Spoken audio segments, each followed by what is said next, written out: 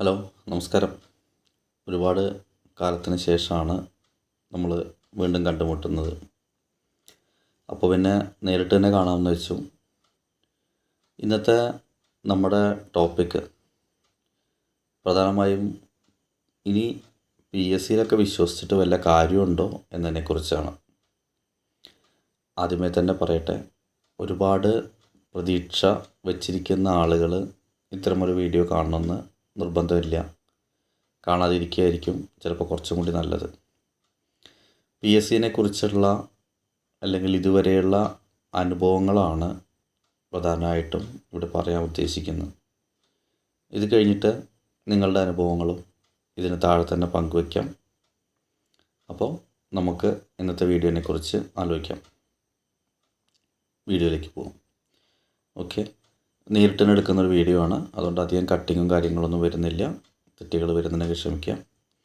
Okay, അപ്പോൾ PSCയുടെ PSC പരീക്ഷകൾ ഞാനൊക്കെ എഴുതാൻ തുടങ്ങിയിട്ട് കാലം കുറച്ചായി.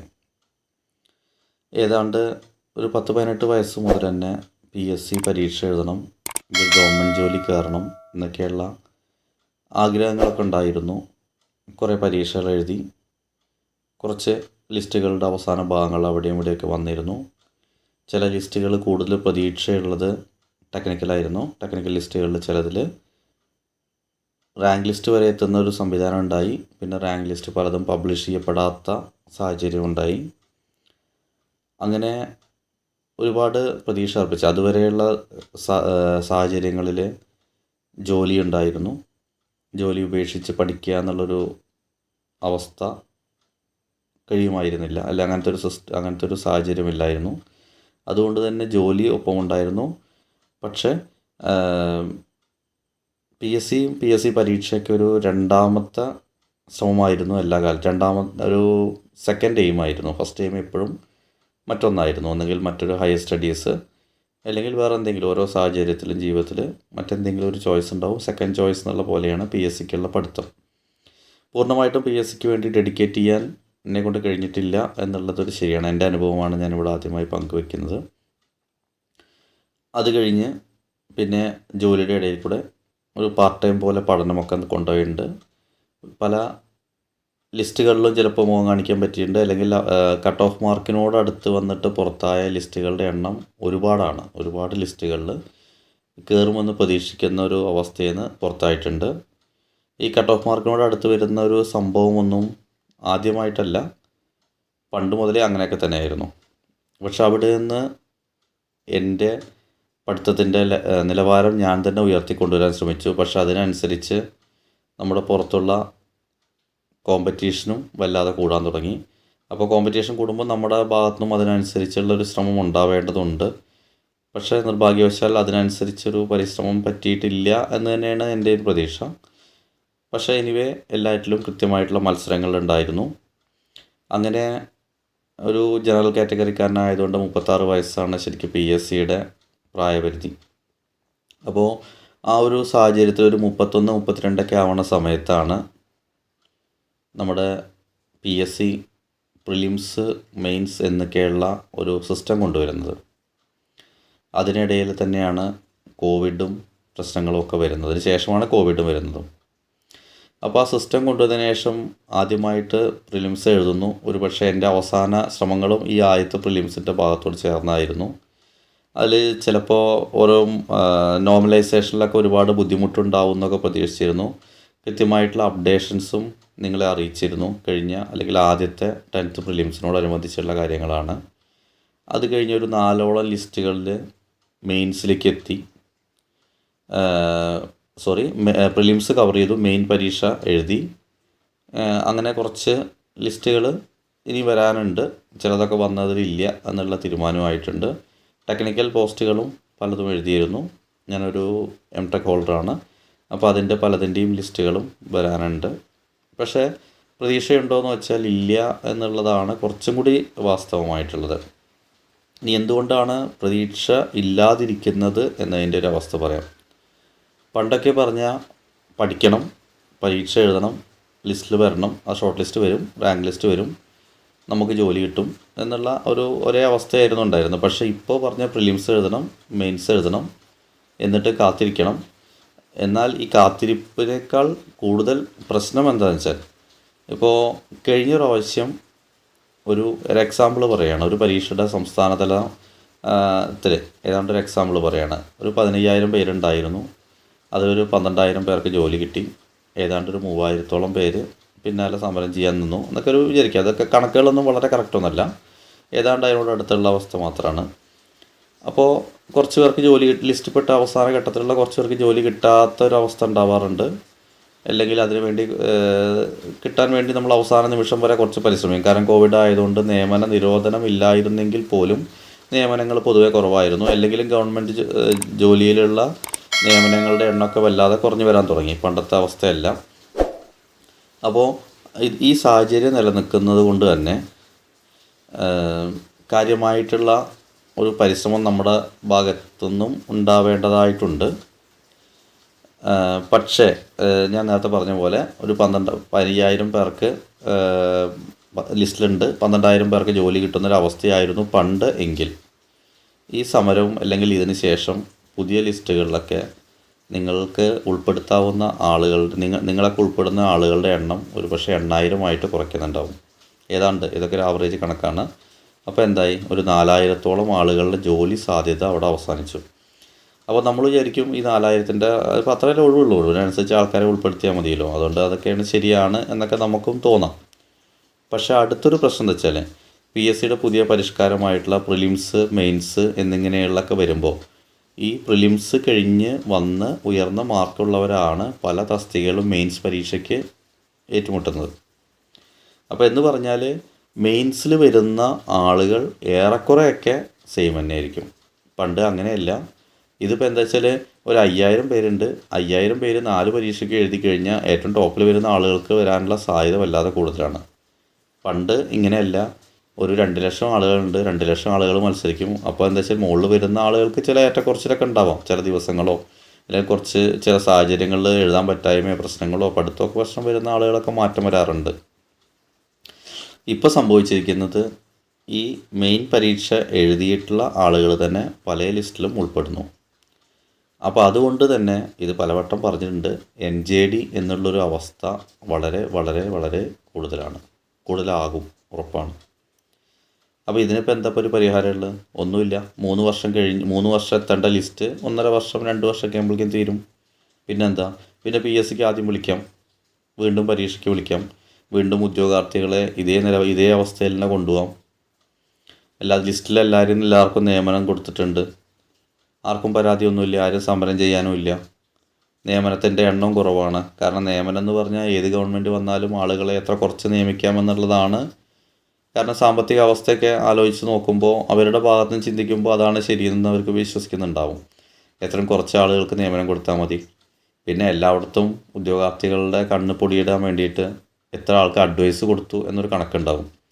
ഇതിൽ ജോയിൻ ചെയ്യാത്ത അല്ലെങ്കിൽ NJDക്കാരനായ ആൾക്കും അഡ്വൈസ് പോവും. അപ്പോൾ ഈ പറയുന്ന 8,000 പേർക്കും ചിലപ്പോൾ അഡ്വൈസ് പോയിട്ടുണ്ടാവും. പക്ഷേ ജോയിൻ ചെയ്യുന്നത് വല്ല 4,000 5,000 ആയിരിക്കും. അപ്പോൾ എന്താണ്, കഴിഞ്ഞ പ്രാവശ്യം 12,000 പേരെ ജോലി കിട്ടിയെങ്കിൽ അതൊരു 4,000 5,000 കുറഞ്ഞു. അത്രയും ആളുകൾക്കുള്ള സാധ്യത കുറഞ്ഞിട്ടുണ്ട്. ഈ അവസ്ഥ, ഈ കണക്കുകൾ ഞാൻ പറയട്ടെ, എല്ലാം 100% കറക്റ്റാണെന്ന് പറയില്ല, പക്ഷേ ഇത് തന്നെയാണ് അതിൻ്റെ ഒരു വകഭേദമാണ് ഇപ്പോൾ പറഞ്ഞത്. ഇപ്പോൾ നടന്നുകൊണ്ടിരിക്കുന്ന സാഹചര്യത്തിൻ്റെ വകഭേദമാണ്. ഇനി ഈ ലിസ്റ്റുകളൊക്കെ വരാനുള്ള കാലതാമസം, വന്നു കഴിഞ്ഞാൽ അടുത്ത ലിസ്റ്റ് വരാനുള്ള താമസം. കാരണം ലിസ്റ്റ് കഴിഞ്ഞു, വീണ്ടും PSC വിളിച്ച് വേണം ആദ്യം ഇതേ പ്രൊസീജിയറൊക്കെ കഴിഞ്ഞ് ഒക്കെ നല്ല ഡിലേ ആയിട്ട് തന്നെയാണ് വരുന്നതല്ല. പരീക്ഷ നടക്കുന്നതും പ്രിലിംസ് നടക്കുന്നത് എളുപ്പം ആക്കാൻ വേണ്ടിയിട്ട് അല്ലെങ്കിൽ കാശ് ലാഭിക്കാൻ വേണ്ടിയിട്ട് എന്നൊക്കെ പറഞ്ഞ പ്രിലിംസും ഒക്കെ ഇപ്പോൾ 5ഉം 6ഉം ഘട്ടം, അത് 3 മാസം 4 മാസം ഗ്യാപ്പിലൊക്കെ നടത്തി എത്രത്തോളം നീട്ടി കൊണ്ടുപോകാമെന്നുള്ളത് തന്നെയാണ് ഇപ്പോൾ നടന്നുകൊണ്ടിരിക്കുന്ന കാര്യം. അപ്പോൾ ഈ പേരിൽ താൽക്കാലികമായിട്ട് കുറേ ആളുകൾക്ക് ജോലി കിട്ടും.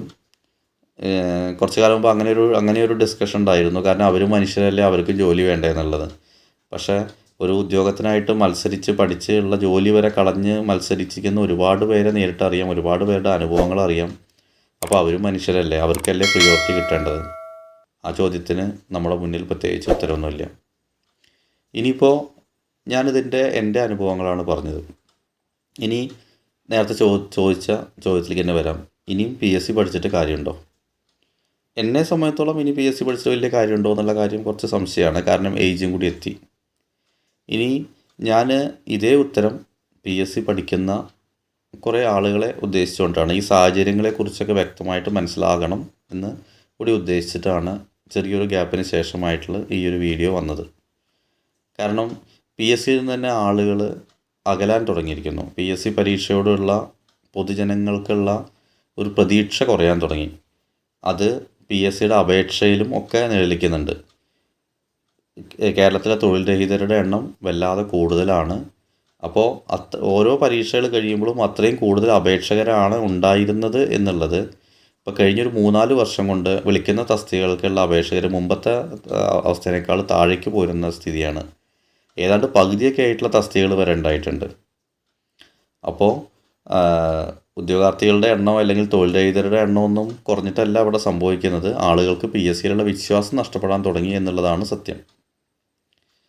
പിന്നെ നമുക്കൊക്കെ പറയാം, എല്ലാവർക്കും ഇപ്പോൾ PSC ജോലി കൊണ്ടാണോ ജീവിക്കാൻ പറ്റുക എന്ന് വെച്ചാൽ അല്ല. PSC ജോലി ഇല്ലാതെയും ജീവിക്കുന്ന കുറേ ആളുകളുണ്ട്. അങ്ങനെയുള്ളവരും ജീവിക്കേണ്ടതുണ്ട്.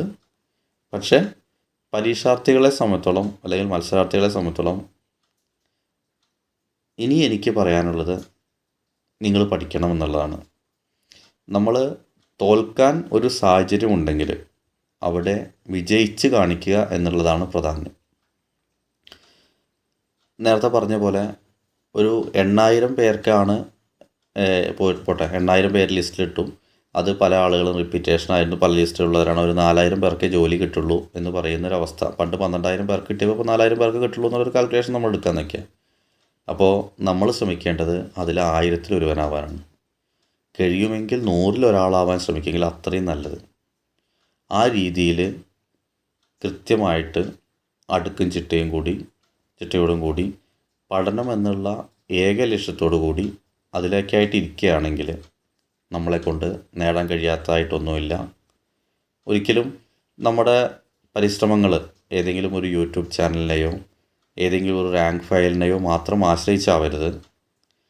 കൃത്യമായിട്ട് സിലബസ് നമ്മൾ പ്രിൻ്റ് ഔട്ട് എടുത്ത് കയ്യിൽ വെച്ച് സാധാരണ മറ്റ് ഡിഗ്രി പരീക്ഷകൾക്കോ മറ്റ് പരീക്ഷകൾക്കോ പഠിക്കുന്ന പോലെ തന്നെ ഓരോ പോയിൻറ്റും വളരെ കൃത്യമായി പഠിച്ച് നോട്ട് തയ്യാറാക്കി അല്ലെങ്കിൽ SCERT പുസ്തകങ്ങൾ വായിച്ച് അതിലും അണ്ടർലൈൻ ചെയ്ത് കൃത്യമായിട്ട് പഠിച്ച് നല്ലൊരു സിസ്റ്റത്തോടു കൂടി ഇനി ജോലി ഉണ്ടെങ്കിൽ ജോലി മാറ്റി വെച്ച് തന്നെ അതിലേക്ക് ഇറങ്ങി ഏറ്റവും ആദ്യത്തെ റാങ്കുകൾ ഒരാളാവാൻ നിങ്ങൾക്ക് കഴിയുകയാണെങ്കിൽ ഇനി നിങ്ങൾക്ക് PSCയിൽ പ്രതീക്ഷയുണ്ട്. പക്ഷേ മറ്റ് പരിശ്രമങ്ങളുടെ ഒപ്പം വന്ന് ഇത് മാത്രം പരിശ്രമിച്ച് പോവുകയാണെങ്കിൽ ഒരു പക്ഷേ നമ്മൾ വലിയ റിസ്കുകൾ എടുക്കാതിരിക്കുകയായിരിക്കും നല്ലത്. കാരണം ആ സാധ്യതകൾ ഒരുവിധം അടയുകയാണ്. അപ്പോൾ PSC പരീക്ഷയ്ക്ക് എഴുതാൻ ആഗ്രഹിക്കുന്നവർ ഇനി ആരെങ്കിലും ഉണ്ടെങ്കിൽ അല്ലെങ്കിൽ ഈ വീഡിയോ വ്യക്തമായിട്ട് കാണുന്നുണ്ടെങ്കിൽ അടുത്ത 10th പ്രിലിംസ്, ഞാൻ പ്രധാനമായിട്ടും ജനറൽ PSCയുടെ കാര്യങ്ങളാണ് പറയുന്നത്, ഇതുവരെ പറഞ്ഞിട്ടുള്ളതും അങ്ങനെയാണ്. അടുത്ത 10th പ്രിലിംസിൽ നമുക്ക് ജോലി കയറണം അല്ലെങ്കിൽ അടുത്ത 10th പ്രിലിംസ് ജയിക്കണം, മെയിൻസ് ജയിക്കണം, നമ്മൾ ജോലിയിൽ കയറണം. ആ രീതിയിലുള്ള ഒരു പോസിറ്റീവ് മനോഭാവത്തോടു കൂടി ഈ പരീക്ഷയ്ക്ക് തുടങ്ങുകയാണെങ്കിൽ ഇനി നിങ്ങളുടെ ഒപ്പം ഞാനുമുണ്ട്. നമുക്ക് ഓരോ ടോപ്പിക്കും കൃത്യമായിട്ട് പറഞ്ഞുകൊണ്ട് തന്നെ പഠിപ്പിച്ചുകൊണ്ട് തന്നെ നമുക്ക് ഒന്നും കൂടി ശ്രമിക്കാം. എന്തായാലും നമ്മുടെ ലക്ഷ്യം സർക്കാർ ജോലിയാണെങ്കിൽ നമ്മളെ എത്രത്തോളം മാറ്റി നിർത്താൻ ശ്രമിച്ചാലും നമ്മളുടെ ആവേശം അല്ലെങ്കിൽ നമ്മളത് നേടിയേ തിരിച്ചിറങ്ങൂ എന്നുള്ളൊരു ഉറപ്പുണ്ടെങ്കിൽ നമുക്കൊന്നിച്ച് പരിശ്രമിക്കാം. ഇനി എൻ്റെ ലക്ഷ്യം എൻ്റെ ജോലിയല്ല, നിങ്ങളുടെ ജോലിയാണ്. നിങ്ങൾക്ക് ജോലി ലഭിക്കുക എന്നുള്ളതാണ്. അതുവഴി ഞാൻ എൻ്റെ സ്വപ്നം പൂർത്തീകരിക്കുക എന്നുള്ള ലക്ഷ്യമാണ് എൻ്റെ മുന്നിലുള്ളത്. നമുക്കൊന്നിച്ച് പരിശ്രമിക്കാം. മറ്റൊരു വീഡിയോയുമായി വീണ്ടും കാണാം. Okay, thank you.